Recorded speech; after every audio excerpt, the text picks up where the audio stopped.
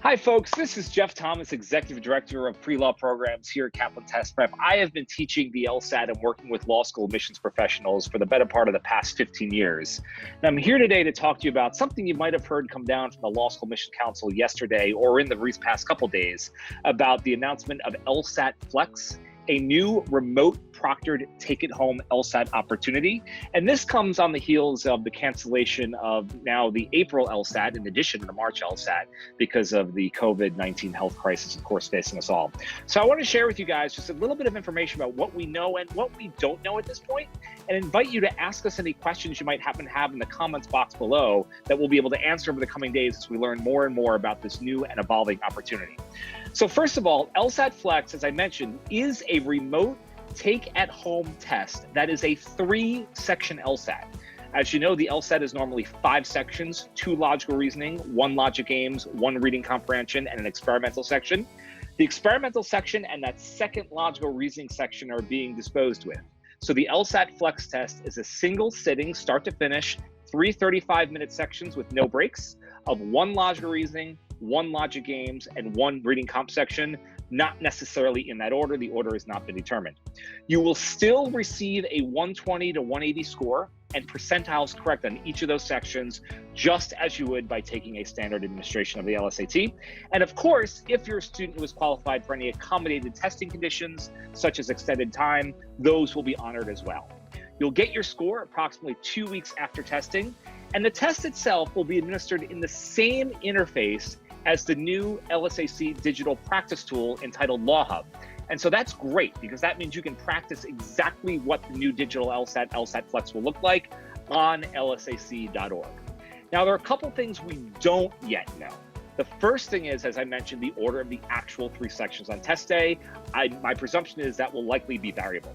Secondly, we don't know whether or not the 1 LR section will be scored as a single section or a double section, as if to replicate logical reasoning counting for 50% on a standard administration. Right now, it could be each section counts the same, approximately third. It could be that the LR section counts double. We're waiting on clarification from the LSAC on that matter.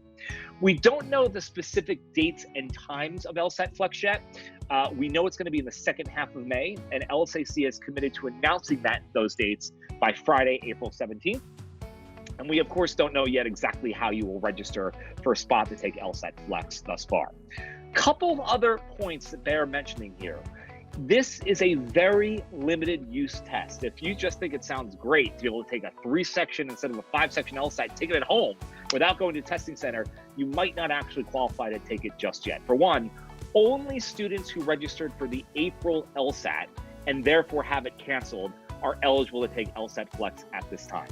Now, if you had previously registered for the March LSAT and had your test date canceled because of COVID, as everyone did, you were automatically re-registered for the April exam.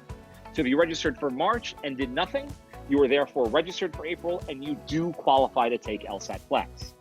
If, however, your March LSAT was canceled and you were registered for April and you chose to delay that test to June, July, or sometime beyond, at this point, you are not eligible to take LSAT-Flex.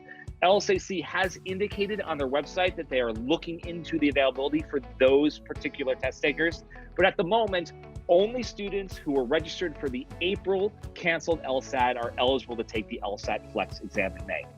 LSAC has said there may be more LSAT-Flex testing opportunities in the future, depending on the length of this health crisis, but we'll continue to monitor that as time goes by. And as I mentioned, at Kaplan, we're constantly monitoring any and all changes that have to do with the LSAT and admissions to your law schools of choice. So if you have any specific questions or comments about LSAT-Flex or anything that's changing, please feel free to leave your comments in the chat, and we'll be sure to update you as we learn more information.